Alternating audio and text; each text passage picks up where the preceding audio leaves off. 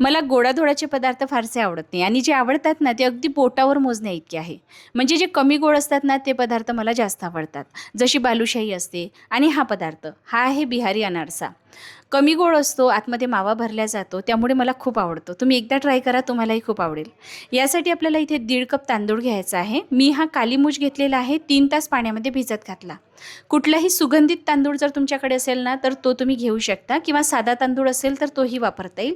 1.5 cup घ्यायचा आणि 3 तास पाण्यामध्ये भिजत घालायचा. आता याचं पाणी निथळून घेतलेलं आहे. काही वेळेला चाळणीमध्ये मी असंच सोडते आहे जेणेकरून जे जास्तीचं पाणी आहे ते निघून जाईल. आता एखादा जाड कॉटनचा टॉवेल घ्यायचा किंवा एखादा कॉटनचा कपडा घ्यायचा, यावर असं पातळ पसरवून फॅनखाली अर्ध्या तासासाठी सोडून द्यायचं. बरं, इथे मी तुम्हाला अर्धा तास सांगितलेलं आहे, पण एक्झॅक्टली अर्ध्या तासानंतरच तुम्हाला चेक करायचं आहे असं अजिबात नाही. प्रत्येक जागेचं तापमान वेगवेगळं असतं. फॅनची स्पीड कमी जास्त असू शकते, त्यामुळे अर्ध्या तासापेक्षा कमी वेळामध्ये सुद्धा हा सुकवू शकतो. पण लक्षात ठेवायचं, अगदी कोरडा होऊ द्यायचा नाही. हातामध्ये पकडल्यानंतर तांदूळ कोरडा लागायला हवा, पण हलकासा गार असायला हवा, म्हणजे थोडासा ओलसर असायला हवा. खूप जास्त कोरडा जर असला ना तर हा व्यवस्थित मिक्सरमध्ये दळल्या जात नाही. खूप जास्त जाडसर असं याचं पीठ तयार होतं. आपल्याला याचं पीठ जे आहे ना ते रव्यापेक्षा थोडं बारीक हवं आहे. त्यामुळे तांदूळ जो आहे तो नीट आपल्याला सुकवायचा आहे. खूप जास्त याला कोरडं होऊ द्यायचं नाही, हे लक्षात ठेवायचं. आता मिक्सरला याला दळून घ्यायचं आहे.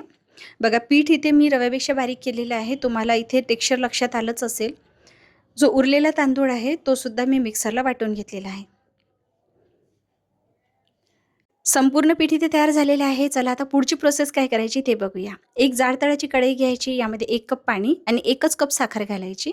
आपण 1.5 कप तांदूळ घेतलेले होते, त्यासाठी मी 1 कप साखर घेतलेली आहे. जोवर साखर पूर्णपणे विरघळत नाही तोवर एकसारखं चालवत राहायचं आणि हो, गॅस हाय फ्लेमवरच ठेवायचा आहे. बघा, इथे आता आपण तार चेक करूया. तर आपल्याला याचा ना एक तारी पाक बनवायचा आहे.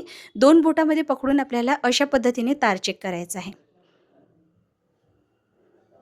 आता यामध्ये आपल्याला तयार केलेलं तांदळाचं पीठ घालायचं आहे. पण लक्षात ठेवायचं, तांदळाचं पीठ घालण्याआधी गॅस बंद करायचा, नाहीतर पाक अजून जास्त घट्ट होऊ शकतो आणि 1 तारीचा 1.5 तारी बनू शकतो. त्यामुळे गॅस बंद केल्यानंतरच पीठ घालायचं.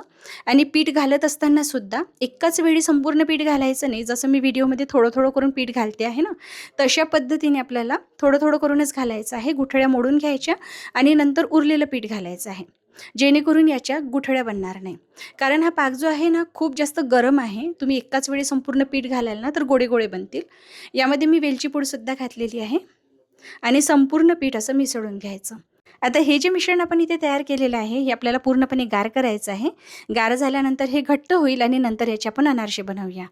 पण हे अनारसे बनवत असताना एक अडचण तुम्हाला येऊ शकते, कारण मला ही अडचण यापूर्वी आलेली होती. हे मिश्रण गार झाल्यानंतर कधी कधी घट्ट होतच नाही, पातळच राहतं.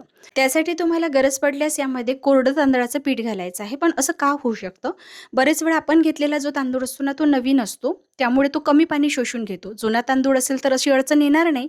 पण समजा असं झालंच तर काय करायचं? घाबरायचं नाही. यामध्ये कोरडं तांदळाचं पीठ मिसळायचं. असो, आता पुढे काय करायचं ते बघूया. हा पदार्थ बनवण्यासाठी खव्याचा वापर केला जातो. तर खवा मला मिळाला नाही, त्यामुळे मी इथे पेढ्याचा वापर करते आहे. बरं, खवा जर तुम्ही वापरत असाल त्यामध्ये साखर नसते, त्यामुळे तुम्ही ना, मी जेवढं साखरेचं प्रमाण घेतलेलं आहे म्हणजे 1 कप तेवढंच वापरा. पण जर तुम्ही कमी गोड खाणारे असाल, माझ्याप्रमाणे तुम्ही पेढा वापरत असाल, पेढ्यामध्ये सुद्धा साखर असते, तर तुम्ही काय करायचं आहे, साखरेचं जे प्रमाण आहे ना ते 3/4 कप घ्यायचं आहे. म्हणजे 1 कपपेक्षा थोडी कमी साखर घ्या, म्हणजे ती बॅलन्स होईल. कारण इथे आपण 100 ग्रॅम पेढा घालतो आहे.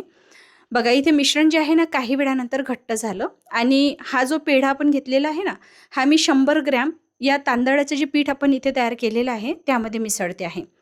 तर जसं मी तुम्हाला सांगितलं, पेढा गोड असतो, त्यामुळे साखरेचं प्रमाण जे आहे ना ते तुम्ही कमी गोड खाणार असेल तर थोडं कमीच घाला, नाहीतर तुम्हाला हा पदार्थ खूप जास्त गोड लागेल. पण जास्त गोड खाणारे असाल तर मी जे प्रमाण तुम्हाला सांगितलेलं आहे म्हणजे 1 कप साखर आणि 100 ग्रॅम पेढा, हे प्रमाण तुम्ही घेऊ शकता.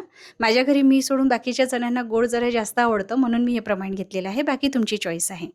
आता जो उंडा पण तयार केलेला होता ना तो बघू शकता तुम्ही. हाताने हँडल करता येत आहे. हाताला चिकटू नये म्हणून थोडंसं मी साजूक तूप लावलेलं आहे. याची अशी पातळ पारी तयार करायची आणि आतमध्ये सुद्धा आपल्याला पेढा भरायचा आहे. तुम्ही जर मावा घेतलेला असेल तर थोडीशी साखर त्यामध्ये मिसळायची आणि नंतर आत भरायचा आणि असं याला मोदकासारखं बंद करायचं. व्यवस्थित बंद करायचं आहे. खूप मोठ्या आकाराचा बॉल बनवायचा नाही, छोट्या आकाराचाच बनवायचा आणि पारीसुद्धा खूप जाड करायची नाही आणि तळत असताना नीट तळायचे, नाहीतर आतून कच्चे राहतात, ते चवीला छान लागत नाही. वरून थोडंसं पाणी लावायचं, एकाच बाजूने लावायचं आणि मग याला पांढरे तीळ असे चिटकवून घ्यायचे. बघा किती छान दिसतं आहे ना? तळल्यानंतर हा अजून छान दिसतो. अशाच पद्धतीने मी बाकीचे उरलेले सुद्धा तयार करून घेणार आहे. सुरुवातीला एकच तयार करून तळून बघायचा. जर फुटत नसेल तर आपल्याला बाकीचे तयार करून तळून घ्यायचे आहे. तर इथे मी तयार करून घेतलेलं आहे बघा. अजून एक मी तुम्हाला इथे बनवून दाखवलं. असे तीळ लावून घ्यायचे.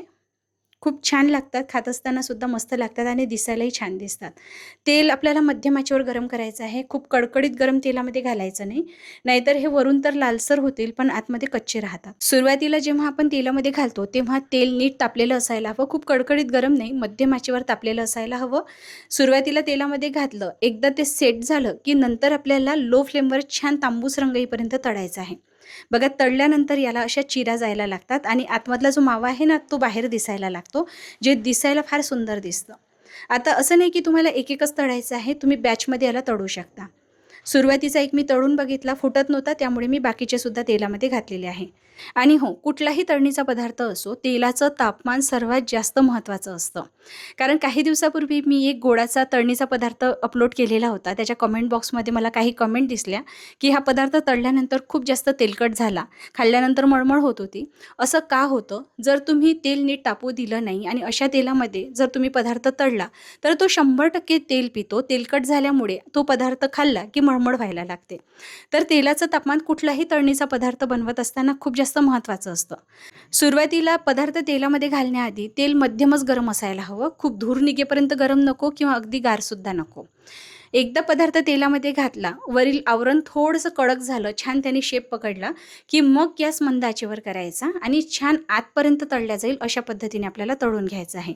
म्हणजे पदार्थ आतूनसुद्धा कच्चा राहत नाही आणि वरूनसुद्धा खूप जास्त भाजल्यासारखा होत नाही. नाहीतर बरेच वेळा काय होतं, खूप कडकडीत गरम तेलामध्ये तळलं, की वरून तळल्या जातो, आतमध्ये कच्चा राहतो. या टिप लक्षात ठेवा आणि हा पदार्थ घरी बनवून बघा. आजची रेसिपी कशी वाटली मला कमेंट करून नक्की कळवा. आवडली असेल तर लाईक, शेअर करून चॅनलला सबस्क्राईब करा आणि पेजला फॉलो करा. धन्यवाद.